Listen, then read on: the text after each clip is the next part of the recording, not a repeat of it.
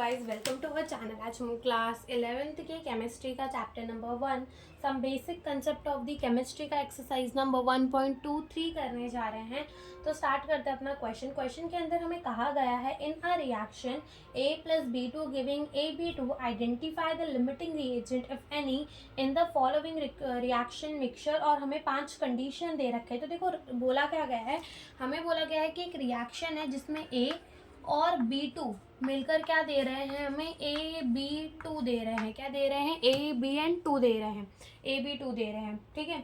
और हमें कहा गया है, हमें 5 कंडीशन दे दी गई और हमें बताना है कि इनमें से कौन सा लिमिटिंग रिएजेंट होगा, ठीक है। कौन कौन से जो है वो लिमिटिंग रिएजेंट होंगे। तो अगर हम इस रिएक्शन को देखें तो इस रिएक्शन को देख के क्या समझ में आता है कि हमारा 1 मोल ऑफ A रिएक्ट कर रहा है 1 मोल ऑफ दी B2 के साथ, और हमें क्या दे रहा है, 1 मोल ऑफ दी AB2 दे रहा है।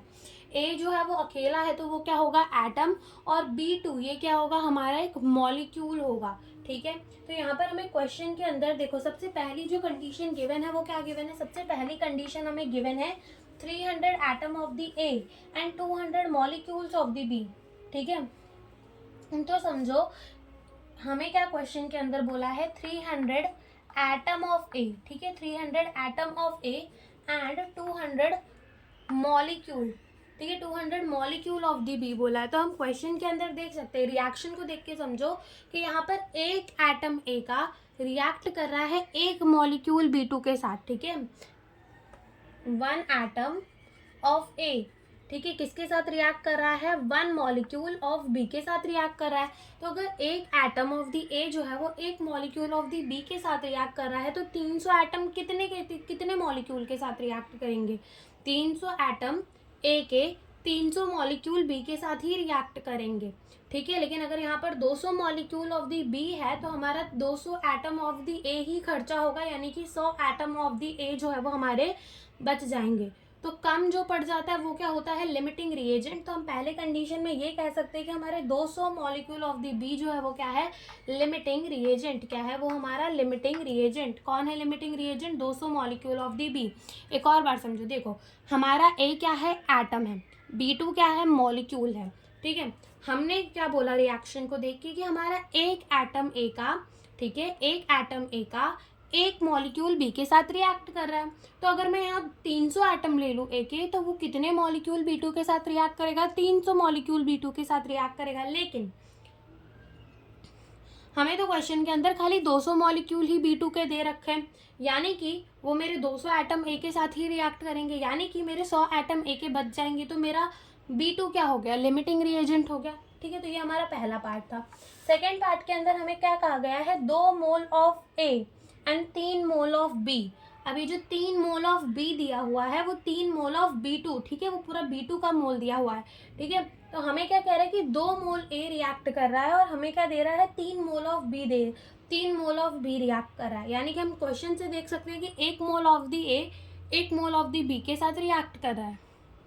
तो हमारा 3 मोल ऑफ दी बी कितने के साथ रिएक्ट करेगा, 3 मोल ऑफ दी ए के साथ रिएक्ट करेगा। अगर 2 मोल ए के गिवन है तो 2 ही मोल हमें किसके चाहिए पड़ेंगे, B2 के चाहिए पड़ेंगे। लेकिन यहाँ पर हमें 3 मोल बी के दे रखे, ठीक है।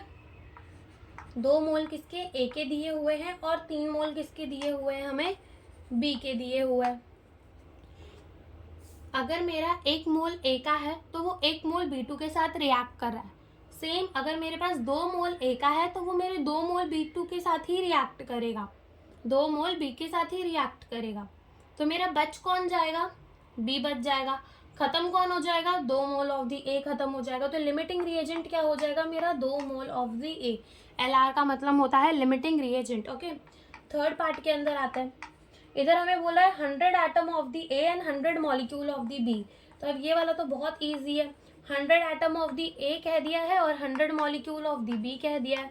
तो हम कब से तो यही कह रहे हैं ना कि हमारा एक एटम ए का एक मॉलिक्यूल बी के साथ रिएक्ट कर रहा है, तो 100 एटम ए के हैं तो वो 100 मॉलिक्यूल बी के साथ ही रिएक्ट करेंगे। तो यहाँ पर हमारा कोई भी लिमिटिंग रिएजेंट नहीं होगा, थर्ड पार्ट के अंदर कोई भी लिमिटिंग रिएजेंट नहीं होगा। ये अपन अपनी NCERT के बाजू में ही लिखते चलना कि कौन सा लिमिटिंग रिएजेंट है और कौन सा नहीं, ठीक है। फोर्थ वाले पार्ट के अंदर आते हैं, देखो यहाँ पर फोर्थ वाले पार्ट के अंदर हमें क्या बोला है, 5 मोल ऑफ ए और 2.5 मोल ऑफ बी, तो हम कब से यही तो कह रहे हैं कि 1 मोल ऑफ दी ए जो है वो 1 मोल ऑफ बी के साथ रिएक्ट करके हमें क्या दे रहा है, 1 mole of the A B2 दे रहा है। तो अगर मेरे 5 मोल ऑफ ए है और मुझे उसको किस रिएक्ट करवाना है किसके साथ, बी के साथ, तो मुझे 5 मोल ऑफ बी ही चाहिए पड़ेगा, तभी हम मैं 1 मोल AB2 बना सकती हूँ, ठीक है। लेकिन अगर मेरे 2.5 मोल ऑफ बी हैं तो मेरा 2.5 मोल ऑफ ए खर्चा होगा, यानी कि 2.5 मोल ऑफ ए जो है वो मेरा बच जाएगा।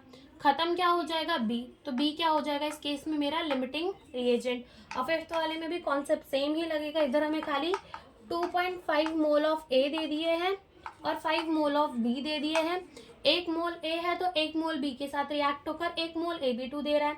तो अगर मेरे 2.5 मोल ए है तो वो 2.5 मोल ऑफ बी के साथ ही रिएक्ट होगा, यानी कि 2.5 अगेन मेरा बच जाएगा। खत्म क्या हो जाएगा, ए, तो ए इस बार क्या हो जाएगा, मेरा लिमिटिंग रिएजेंट हो जाएगा, ठीक है। तो यही हमसे इस क्वेश्चन के अंदर पूछा था। Thank you for watching the video.